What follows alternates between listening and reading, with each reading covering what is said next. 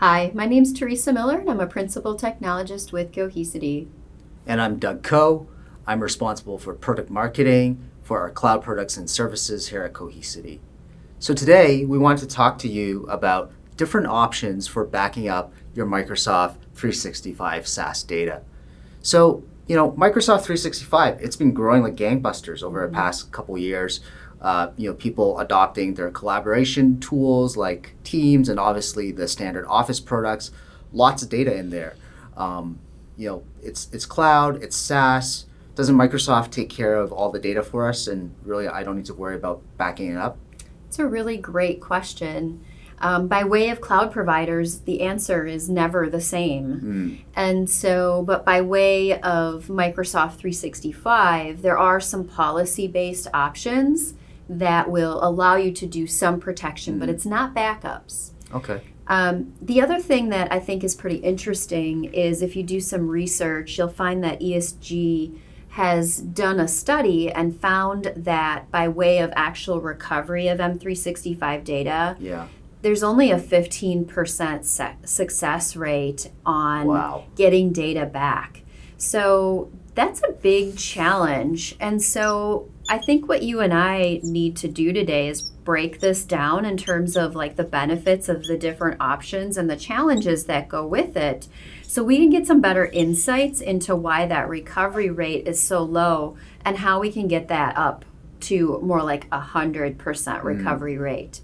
So the options that we're going to take a look at today there's three of them. We have the native option, the PowerShell scripting option, and the third-party option. So let's dive right into that native option where it's policy-based. Let's talk about some of the benefits. Sure. Yeah, I know. Microsoft, right? They include some features within the product, right? It's easy to use because it's right in the user interface. And if I look at the different offerings they have, like if I think about mail, right? I think they provide like a 30-day recycle bin retention, right? So 30 days, right? That's what most companies need, right? So 30 days, at least by way of any enterprise I've ever worked in, 30 days would never have taken us as far as we needed to go. So the answer really, though, is it depends on the organization. But I feel pretty strongly that most companies are going to have a problem with that. But I think the important thing is to know what you need as you start working through this. So those are, there's some of the benefits, but there's also those challenges. Okay. So tied to that is you have lack of the retention, but you also don't get a good recovery SLA. In fact, there isn't one at all. So even if 30 days were enough, there's no guarantee in terms of how fast you can get that data back. There's likely no way you could expect 5 minutes. You're likely looking at several hours. The other challenge that I want to call out revolves around retention. We're seeing more and more that companies need to keep their data for longer periods of time. But with the native options, you don't get anything to actually seal that data, protect it like worm-like. That doesn't exist. And so if you want to make sure you're protected from ransomware, for example, that data, you're going to need a separate copy of it on Worm.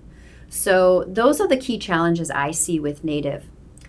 Let's talk about scripting. I know there's some benefits to using PowerShell, so let's talk about it. Yeah, sure. No, I mean, scripting, I used to do my own DOS batch files, so super easy, right? I just did it myself. And, I feel for something like this, get a few folks on the team, have them bash out a few scripts in a few days.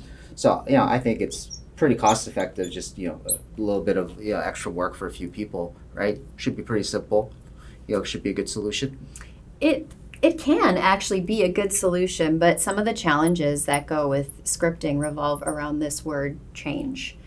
So change by way of the person that wrote the script probably isn't the next person to edit it because they moved up in the organization or they left the organization.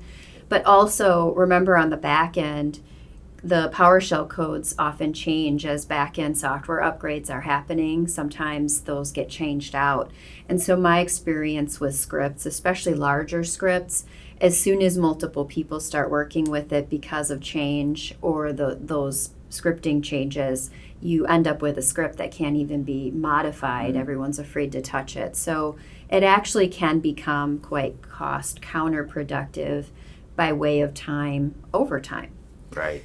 So let's now shift gears to third party. You want to share some benefits around that? Yeah, I think one of the biggest benefits is it really gives you the option to set your own recovery SLAs, right, counter to some of the options there. So that gives you the option to, if you need a fast recovery point or a fast recovery time or a long retention, whether it's 30 days or a year or multiple years, it doesn't really matter, right? It gives you those flexibility options within there. Another thing, we hear from customers now is given the state of the world and all the cyber attacks and all the threats there, right? You don't just want to keep your data within the M365 cloud. Right. You want to be able to get it off somewhere else and isolate that. So, that's another good reason to go with a third party because it's not running inside the Microsoft cloud. Any reasons, people should consider or think about before they just jump into a third party? Yeah, because it sounds pretty great, right? But there are some challenges. So first of all, you're going to have to come to the table. Of course, you have to pay for the product. So you're going to make sure you've budgeted for it ahead of time so there's no shocking surprises there. And then the other challenge that I'd like to call out revolves around choosing a solution and probably not choosing a solution that's just for M365. And the reason I call that out is if it's different than your primary third-party solution that's protecting all the rest of your data, you now are leaving your staff to have to train and learn something new. So by way of M365 data protection, I would avoid a solution that is only protecting M365. So now that we've worked through those benefits and challenges just by way of the industry, let's talk a little bit about Cohesity and what we offer from a third-party perspective. Yeah, for sure. We obviously give you the options to set your own SLAs and meet them. You also have the option to isolate your data. But another thing you just alluded to is, not just being focused on M365. With Cohesity, you have the option to back up your VMs, your databases, Kubernetes, as well as other cloud workloads like your Amazon or Google Cloud. Right. So it really gives you that overall comprehensive backup solution across hybrid cloud or multi-cloud. And really what it does is it allows you to eliminate silos, because no longer do you need to have separate solutions or separate user interfaces and tools to manage all those backups. You really have a single solution with Cohesity. Another benefit is the flexibility of our product. And you have the flexibility to choose the location where you back up M365. You could back it up on premises. You could back it up into your own Azure or, again, another account like AWS.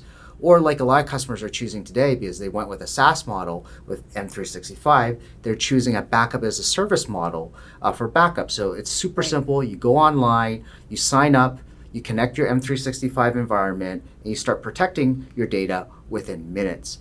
So that's super cool, and that's really that flexibility option that customers get. And with this flexibility, the last thing I wanted to mention was we bring this all together with Helios, which is our single platform, single user interface that no matter which deployment you choose, no matter what workloads you have, it's all managed through this platform and through this user interface. So, I think we gave the audience here lots of different options of how they need to, or how they can protect Microsoft 365. Yep. What do you think is the kind of key thing they need to consider before they choose one of these options?